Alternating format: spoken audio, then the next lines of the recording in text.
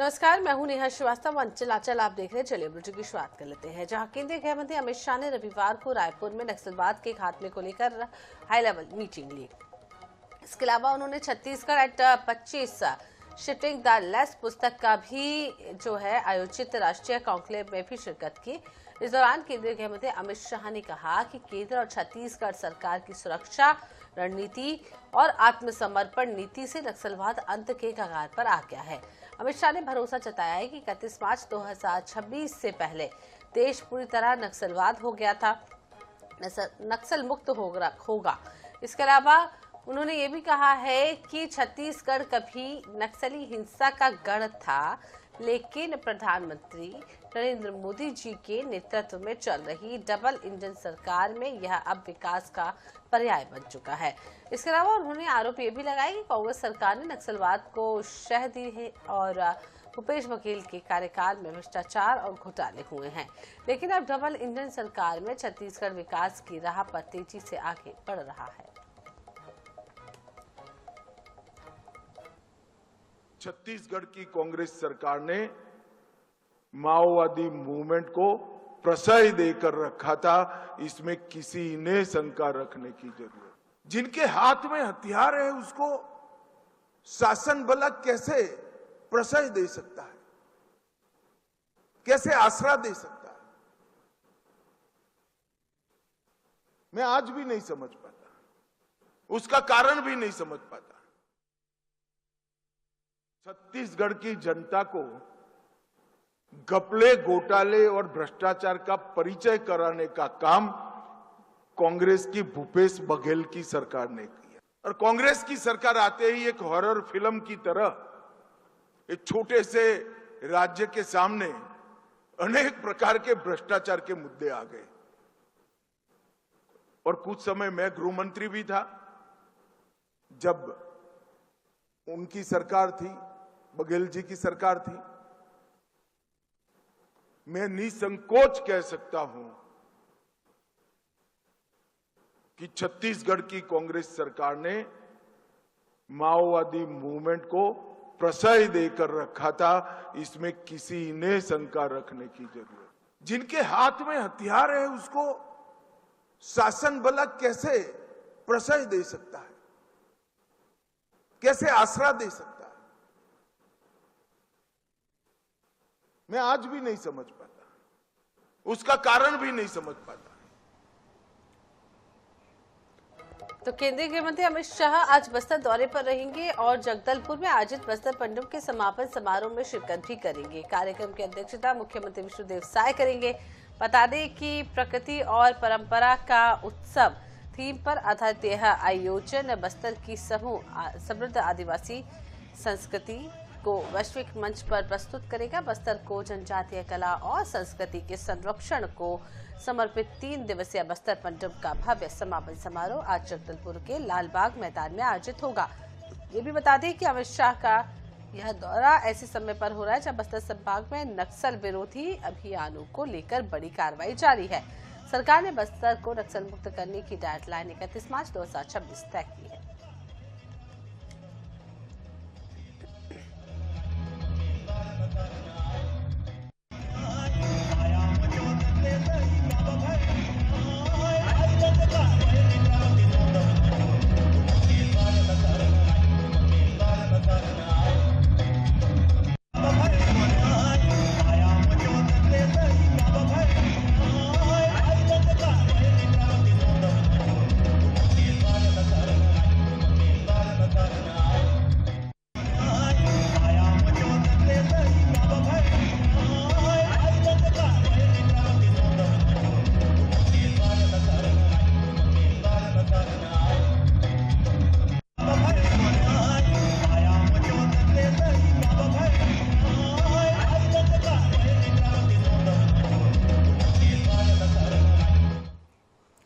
इधर मुंबई में आरएसएस के शताब्दी वर्ष के अवसर पर आयोजित कार्यक्रम में सरसंघ चालक मोहन भागवत ने संगठन के नेतृत्व को लेकर अहम बयान दिया।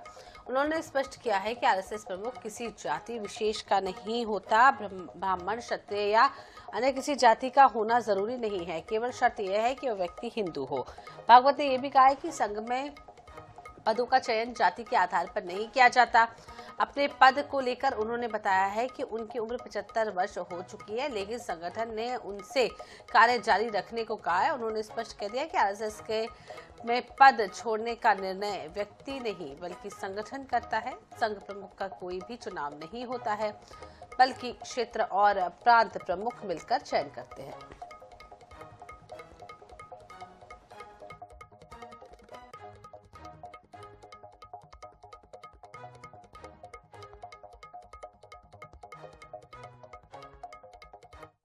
संघ का सरसंघ चालक कौन बने? तो कोई ब्राह्मण संघ का सरसंघ चालक नहीं बन सकता, कोई क्षत्रिय वैश्य शूद्र नहीं बन सकता। जो हिंदू है वही बनेगा। वो एक श्रद्धा का स्थान माना जाता है, वहां चुनाव वगैरह नहीं है। वहां जो होगा उसके प्रति अपनी श्रद्धा लोग रखते हैं। वो व्यक्ति का मान नहीं है, वो आसन का मान है। कार्य से निवृत्ति जीवन भर नहीं होती, मरते दम तक कार्य करते रहते लोग ऐसे भी है। जब तक शरीर चलता है तब तक काम करते हैं, लेकिन किसी दायित्व पर रहना, ये सामान्यतः ऐसा सोचते हम कि 75 की आयु के बाद बिना दायित्व के काम करना चाहिए। और निवृत्ति की कोई निश्चित पद्धति नहीं है।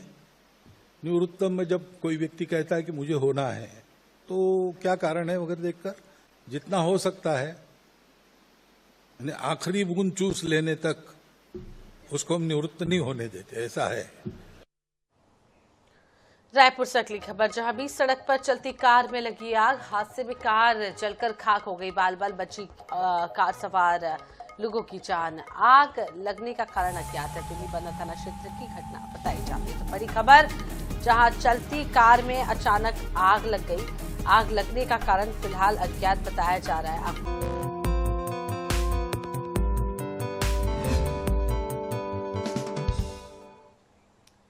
तो चलिए अब बात कर लेते हैं सीएम राउंड अप की, जहां मुख्यमंत्री डॉक्टर मोहन यादव ने शहडोल जिले को विकास की बड़ी सौगात दी है। धनपुरी में 20 करोड़ की लागत से बनी आधुनिक वाटर पार्क का लोकार्पण करते हुए मुख्यमंत्री ने कहा कि शहडोल अब डबल विकास की ओर बढ़ रहा है। इस दौरान सिंचाई परियोजना, सड़क निर्माण, गीता भवन और जातपुर को नगर पंचायत बनाने की जैसे अहम निर्णय भी लिए गए हैं।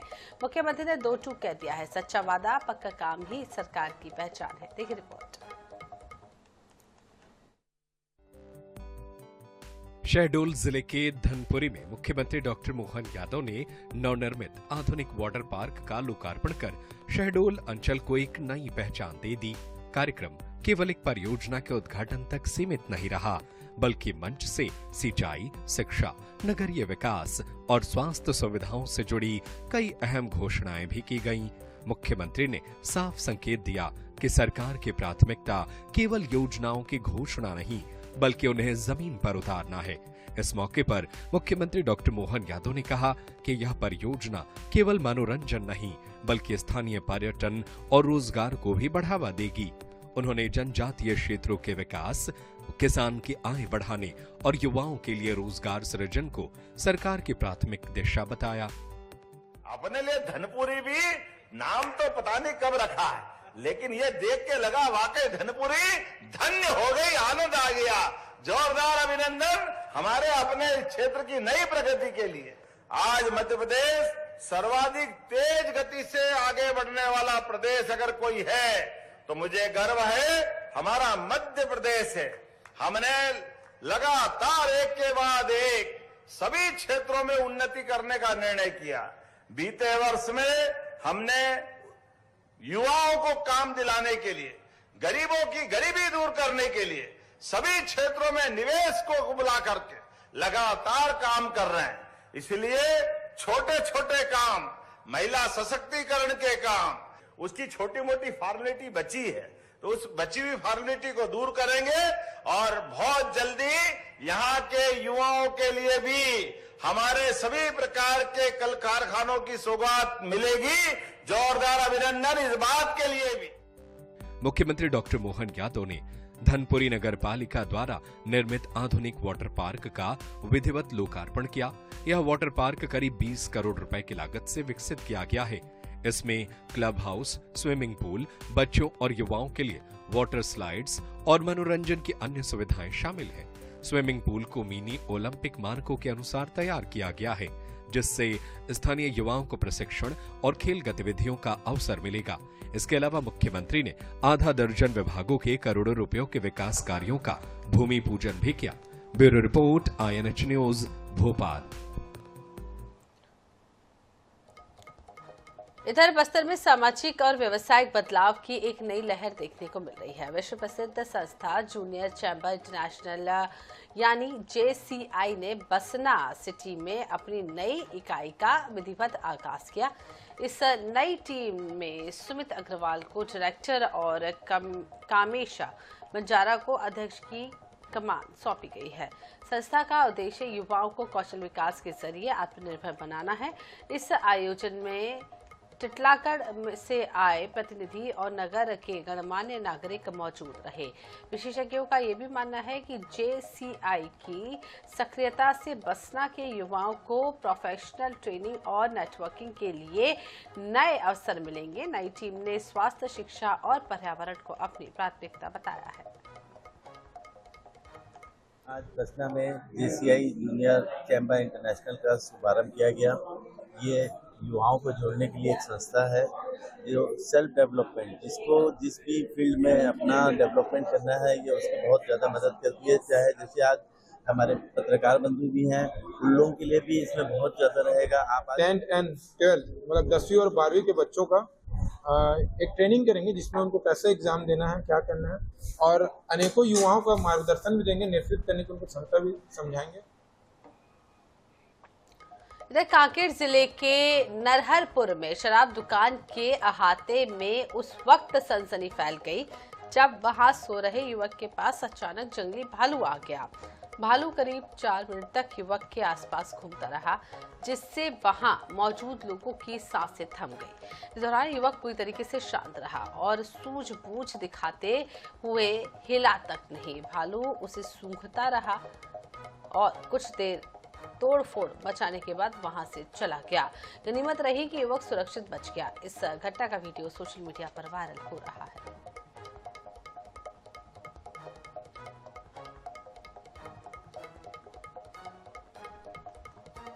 अगली खबर ग्वालियर से, जहां बिचौली थाना क्षेत्र के खेरिया मोदी गांव में हैवानियत की शर्मनाक घटना सामने आई है, जहां बालिग और नाबालिग 2 सगी बहनों के साथ दुष्कर्म किया गया है। पीड़िता के मौसेरे भाई और उसके दोस्त ने बच्चियों के घर में ही दुष्कर्म की घटना को अंजाम दिया। दुष्कर्म के बाद आरोपियों ने शादी का झांसा देकर दोनों बहनों को रेलवे स्टेशन लेकर पहुंचे और जहां उनसे टिकट और रुकने की व्यवस्था के बहाने 40,000 नगद और चांदी की पायल लेकर फरार हो गए। शिकायत के बाद पुलिस ने तत्काल कार्रवाई करते हुए आरोपियों को गिरफ्तार कर लिया है और उनके साथ रात में वहीं रुक करके जो है गलत काम किया। इस बात को जब उनसे विस्तृत पूछताछ की गई तो उनके द्वारा बताया गया कि जो उसका दूर का मौसेरा भाई था वो उसके साथ जो है शादी करना चाह रही थी। वो लड़की भी शादीशुदा है और ये दोनों जो मित्र हैं, उसका मौसेरा भाई और उसका मित्र, ये दोनों इनको वादा किया था कि हम लोग आपको बाहर ले जाएंगे और वहाँ शादी कर लेंगे और वहीं रहेंगे। इस तरीके की इन लोगों के मन में विश्वास दिलाया।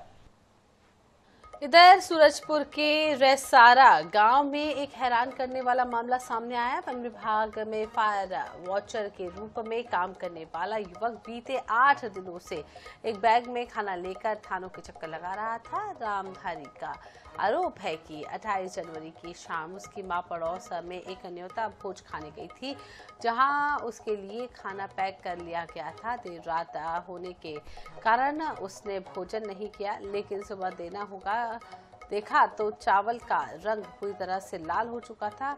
उसे खाने में जहर मिलाए जाने की आशंका है। इसी के साथ शक के चलते वहां चेंदा पुलिस चौकी पहुंची और मामले की जांच की कार्रवाई की बात कही गई है। मेरा कारण यही है कि पार पड़ोसी से खाना मेरे माता जी ले गया। उसके बाद वो देखा, मैं सुबह खाने के लिए देखा तो वो काला लाल पड़ गया। उसी में से हम लोग को शक है सर, कुछ गांव में जमीन विवाद हुआ है। किसी समारोह से खाना लेकर आई थी और जो खाना उसने सवेरे देखा तो लाल हो गया था, उसी से उसको शक हो रहा है कि इसमें जहर है। उसकी शिकायत आवेदन ली गई है, संबंधित थाना चौकी को निर्देशित किया है कि उसकी शिकायत का जांच कर निराकरण करें। इधर भैरंदा वन परिक्षेत्र लड़कोई के जाट मुहाई क्षेत्र में जंगल से सटी सड़क पर तेंदुए और उसके बच्चों का मूवमेंट देखा गया है। तेंदुए की मौजूदगी से आसपास के ग्रामीण इलाके में दहशत का माहौल है। गांव वालों ने कार से तेंदुए का वीडियो बनाया जो सोशल मीडिया पर तेजी से वायरल हो रहा है। वीडियो में तेंदुए ने किसी जानवर का शिकार किया है जिससे लोगों में चिंता बढ़ गई है, खासकर किसानों में भी भय का माहौल है।